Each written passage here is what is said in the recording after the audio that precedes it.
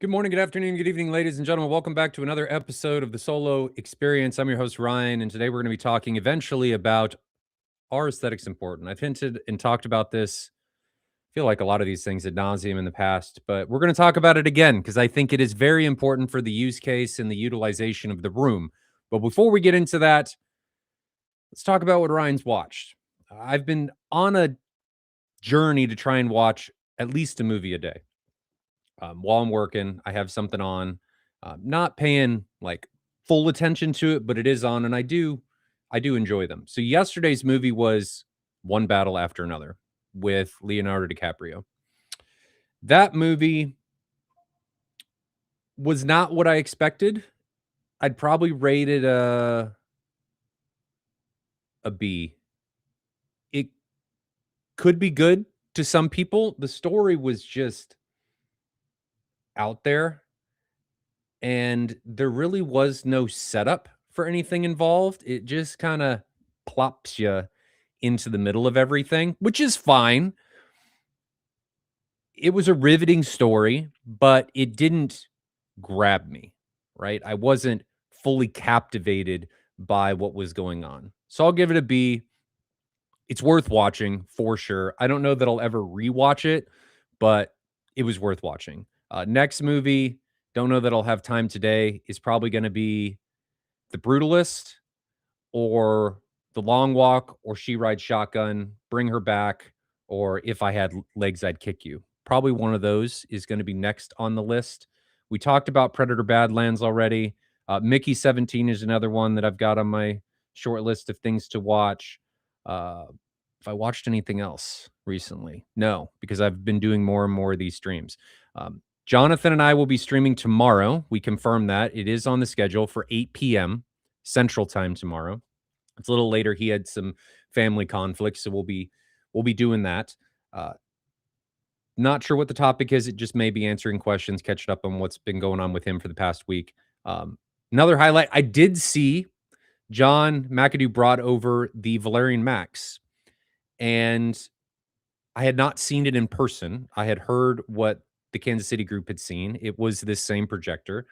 So John brought it over and we put it on my screen. For $4,000, it's a pretty good projector. It does a really good job. I can't do it because of the RBE. I can still see the RBE even when the RBE, whatever elimination mode is on. Not nearly as much, but I can still see it on fast moving objects, and it makes it so that it's not pleasant for me. Looking past that, though, for the majority of people, because I know I'm really sensitive to it, I can fully recommend it. It's a good projector, right? A couple limitations though on it that I don't think are getting talked about. One, I think there's a lot of misinformation on measurements that are being posted.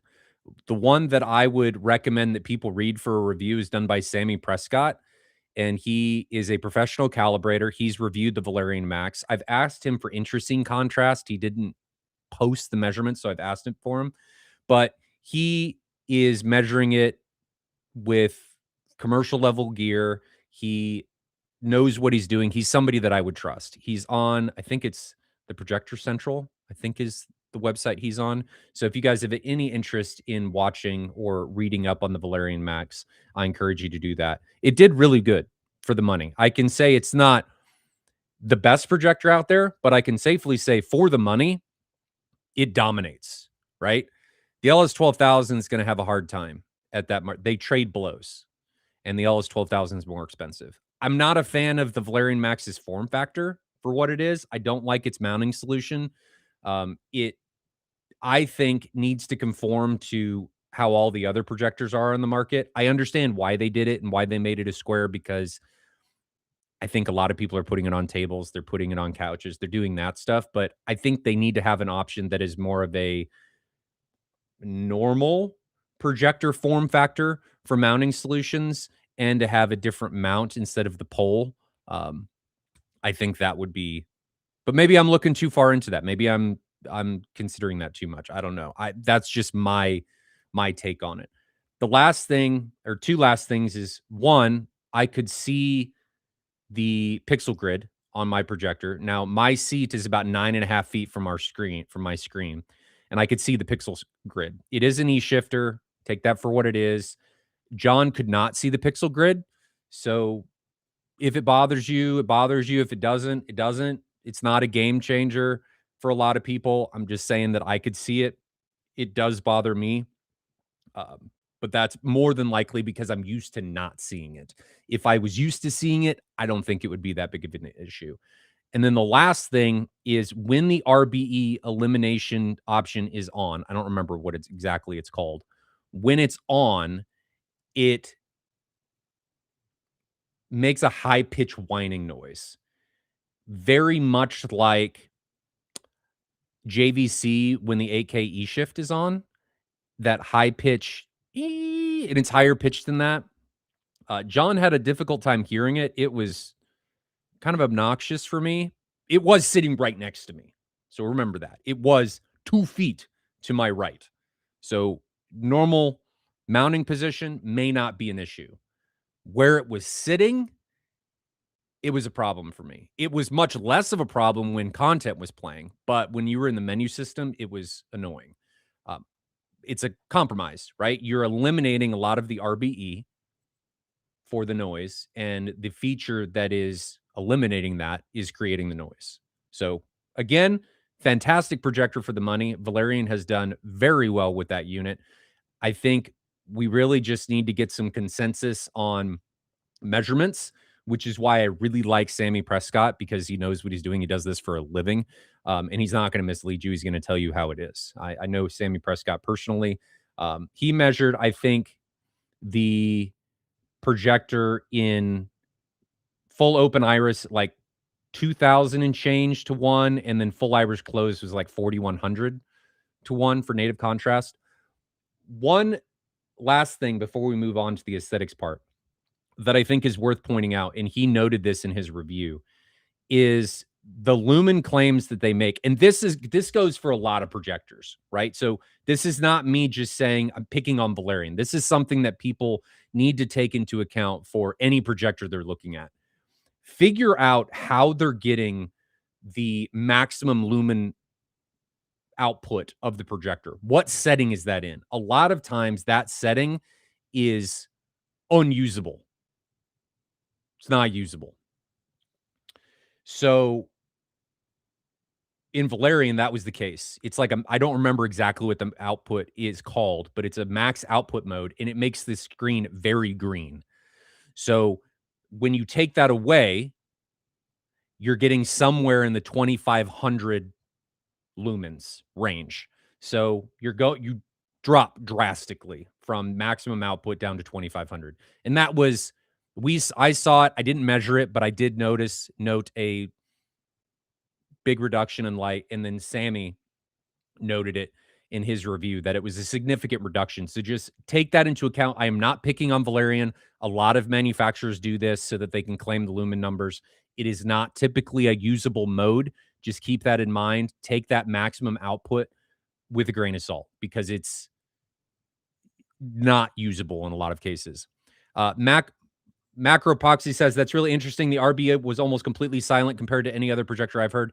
So I think a big part of this is your hearing. What is your hearing test at? It was not silent for me. I can still hear static on tube TV. I can still hear a lot of that. So if you can't hear that frequency, it's not an issue. It was an issue for me. And maybe it was just that unit. I don't know. My sample size is 1 unit. So all I can say is I heard it. It was annoying, but there are options on other projectors that do emit high-pitched whining. The Valyan is not alone in that. It would just annoy me personally. It's not a Valyan only thing. Other projectors have that high-pitched whining with other features, and potentially if it was in a mounting position behind me, it may not be a problem. It was just annoying for me where it was sitting. Full transparency. Have you tested any gaming on that projector? No, I did not. I don't typically game on projectors, so I don't really have I don't really have a how can I put this? A foundation to make that comparison for the Valerian. So I wouldn't be a great my opinion wouldn't have a lot of weight on it. I don't know how much weight my opinion has in the grand scheme of things anyway, but you know what I mean. Okay. Just getting caught up with this. Jared says I have a Stewart film screen. It's a great screen. Uh, oh, can you send it to get microperfed? I don't know. I have never been asked that question. Jared, scan the code or scan the QR code here. Send me an email. I need the serial number for your screen. Usually it's on the bottom of the frame. And I'll ask. I will ask Stewart. I need to talk to them anyway about M-Wave. So we'll get that. I'll ask. Any other questions before we jump into this? It doesn't look like it. No. Okay. So today's topic, are aesthetics important? I think it depends on the person.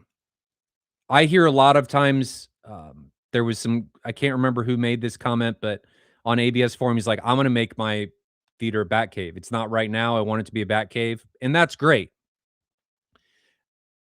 For me, though, and for a lot of the customers that I interact with, aesthetics are a pretty important part of the equation, especially for spouse approval factor, because usually it's one spouse or one partner in a relationship that is pushing for a home theater. The other one's like, do we really need it? Do we want to spend that money? It's taking up a room, all that jazz.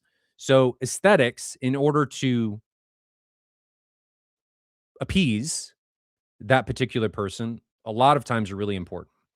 And to figure out how important those aesthetics need to be or what direction those aesthetics need to go, I encourage people to ask this question before they start designing. I think I mentioned this on the last stream on Tuesday. Ask, what am I going to use this space for? Because in a lot of cases, in the majority of cases, the space is not a dedicated theater. It may be in these circles with the enthusiasts that it's a dedicated space. It is a room only used for watching movies and maybe gaming and TV shows.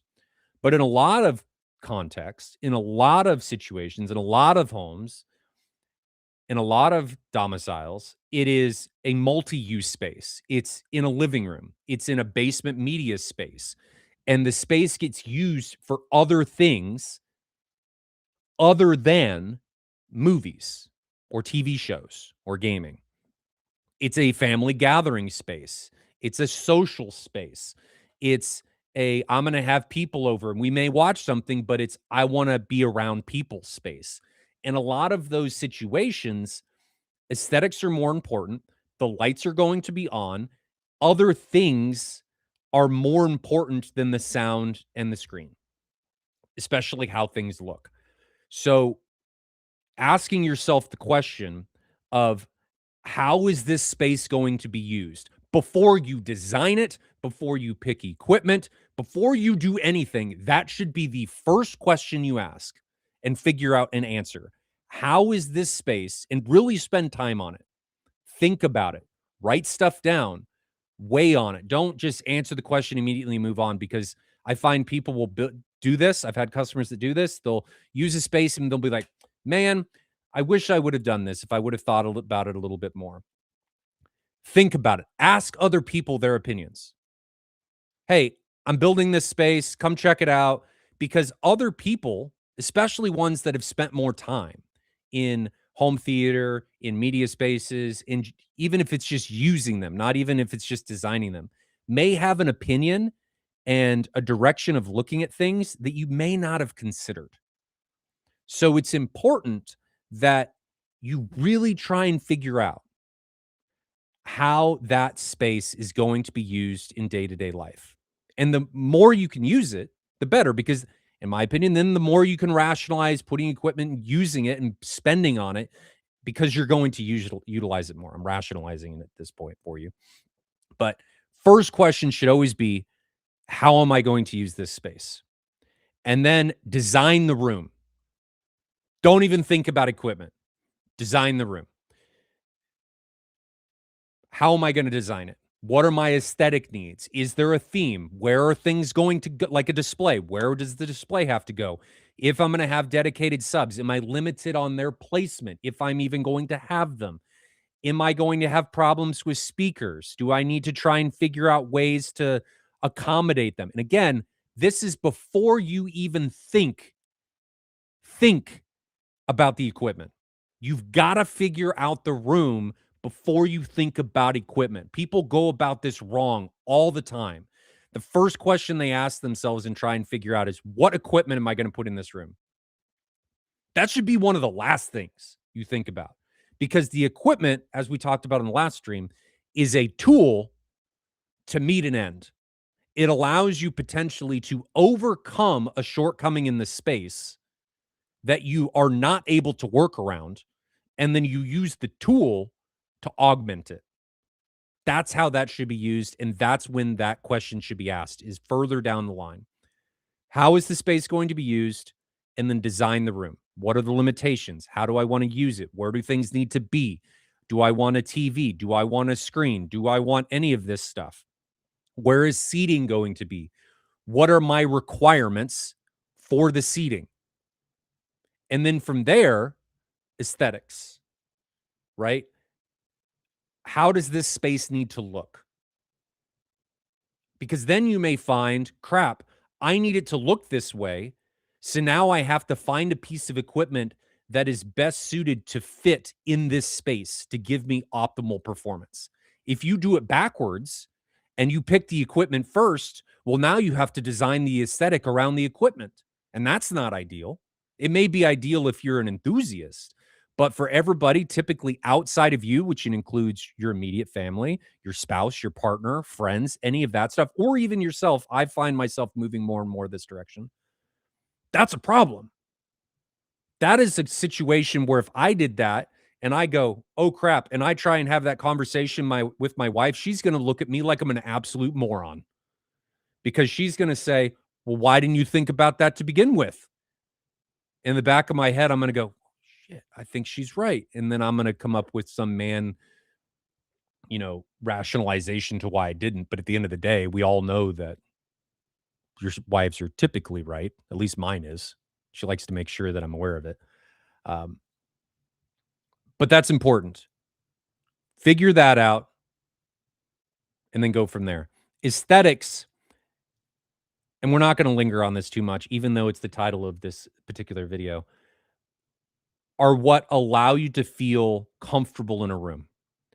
People, humans, and really animals are creatures of light.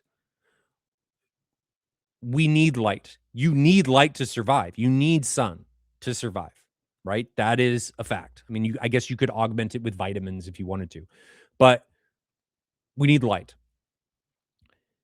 For a lot of people, and I'm not speaking for everybody, having a bat cave is not ideal. For some, it is. There are always exceptions. There's somebody in chat, Vaughn Williams says, I like a raw blacked out equipment exposed and covers off the speaker's look. That's okay. Perfectly fine. Not for everybody. So it's important to figure out what aesthetic you like. And the more inviting and transitional you can make the room, looks great with lights on, looks great with lights off, the better the overall outcome is going to be. And if you can make, this is why I like Officina Acustica so much, if you can make the room the treatment and hide it so that it looks aesthetically pleasing, unless you're like Vaughn Williams, where you like it exposed, that's even more ideal, because then it is visually appeasing and it is functional. Double whammy. Really important. Great win right there. So aesthetics make the room more inviting. I can promise for a lot of people, especially if you're trying to get your family and your spouse and stuff to get in the room with you more, if you make the room inviting, approachable, and this is one that a lot of people don't think about, it's not aesthetics, easy to use, it will get used more. Even for yourself, subconsciously, we stray away from things that are not easy to use, that are not functional. If it is difficult to use, I can almost promise you, I can't say certainly, but I can almost promise you that you will use it less if it is difficult to use than if it was easy to use, approachable, and functional. So these are basic things that I think a lot of times get overlooked when considering building a new space, building an AV space, building a media space, building a multimedia or multi-use space. They don't get thought about. AVS, it is really common for everybody to immediately think, and I see it thread after thread after thread after thread. I've got this space. I need to put equipment in it. There's no consideration for designing the space. That's after the fact. I'm going to treat it after I get the speakers and everything. No. Design the space first. Then we deal with the equipment. And to some extent, you do want to design acoustics around what you're doing with the space speaker wise and subwoofer wise. But a big part of it in figuring out what equipment is going to best augment that room is designing the room first. All right. Enough off that soapbox.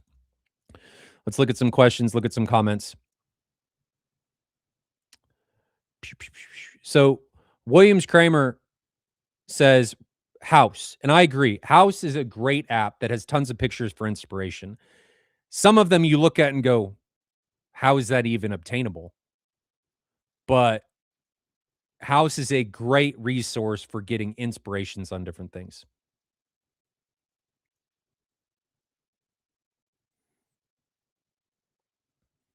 So Ian from the Kansas City group says, I was fortunate enough to finish my basement to include a dedicated space. Yeah.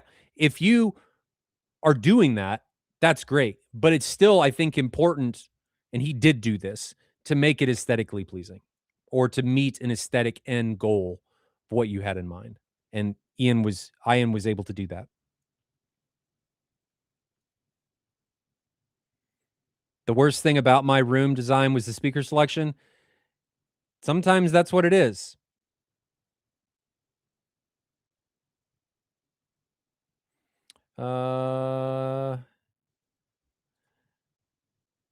Jeff says, I agree, but didn't you build your room on brown black swans? No.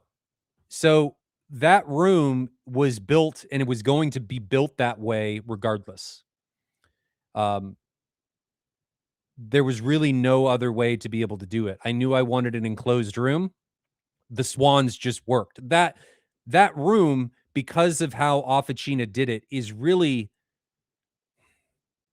a chameleon. It's able to change and transition to work with all different kinds of speakers because of how much space is in the front wall, because I have to be able to walk back there, because of the sub setup in the baffles and all of that stuff.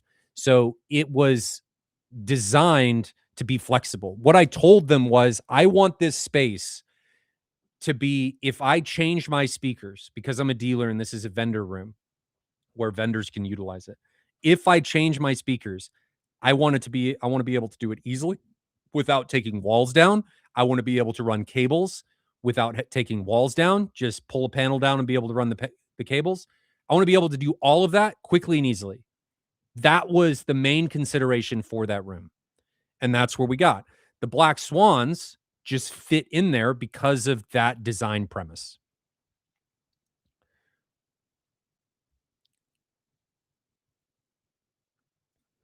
Big Street Cinema says, one of the biggest issues I see is 9 of 10 don't take into account aesthetics. Yes. It's getting better.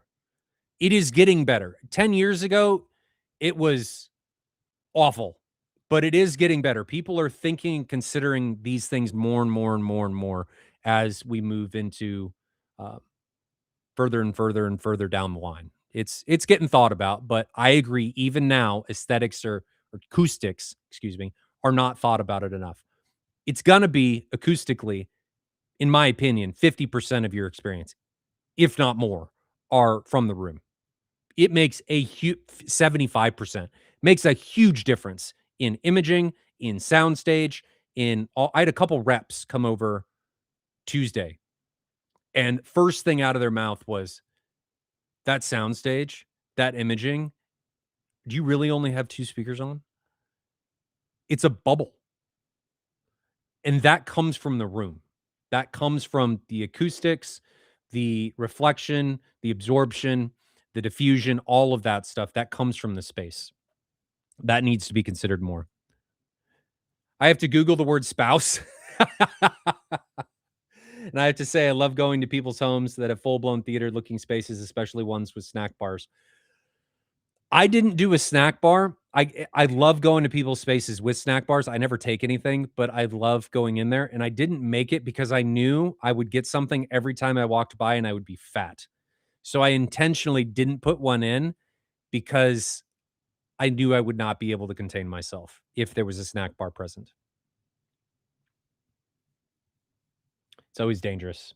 Big Street Cinema says, I need to go. A great podcast as usual. Sending you an email about some questions about Infra and 32 sub later on this day. Much appreciated, Big Street. Always happy to have you on. Hopefully we're sharing some knowledge or at least opinions. And I think that's important for people to recognize, guys.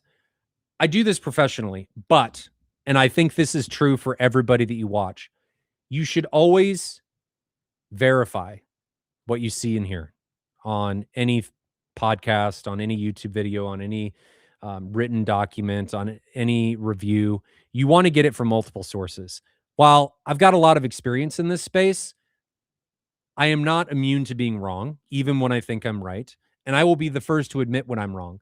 So it's very important to always, always, always verify what you hear, what you see, because you want to make absolutely sure what you're getting is contextually correct. And it is entirely possible, as happens with a lot of things, that what is correct now, what is fact now, we may find out as we figure out different ways to measure things, as we figure out different technologies and stuff down the line, that that was actually incorrect in the future. So take it with a grain of salt. Again, I always encourage people, verify yourself. I mean, I've got a lot of opinions. I've got a lot of experience in doing this stuff. And I'm very dry and direct in the sense where I'll tell you if I think what you're doing or what I'm doing is a bad idea, if there's a shortcut or something, and I'll tell you my experiences. But even still, it is very important that you verify and check, not just myself, but everything. Very important. Cannot stress that enough. And that goes for anything you read on Audio Science Review, Aaron's Audio Corner, Audio Hall, anything. They're great publications, but it's still really important to verify. That's it. So, what should we do for the next topic? We'll probably do next Tuesday. This was a short one. I got on my soapbox and got off of it real quick. We'll have Jonathan on tomorrow to answer all of you guys' questions for the longer streams. What should the next topic be? You guys have any suggestions? Drop them in the comments here real quick before I jump off for the day. I'm always interested to see what you guys want to have talked about. I think it may be important to talk about external video processors and what they're actually doing.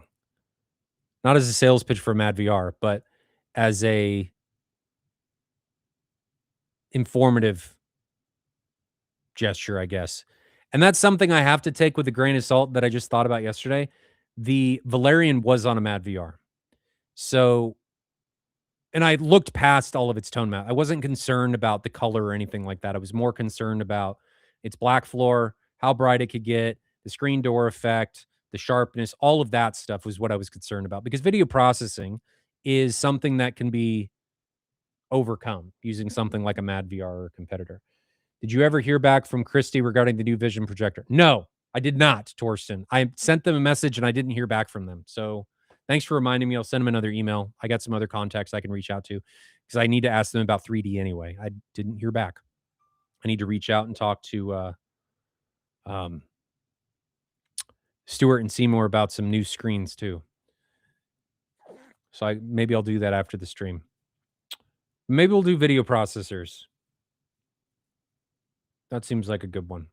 And the importance and things that they can do and the differences that displays can have. Just in a nutshell, not going into huge granular detail, just from experiences.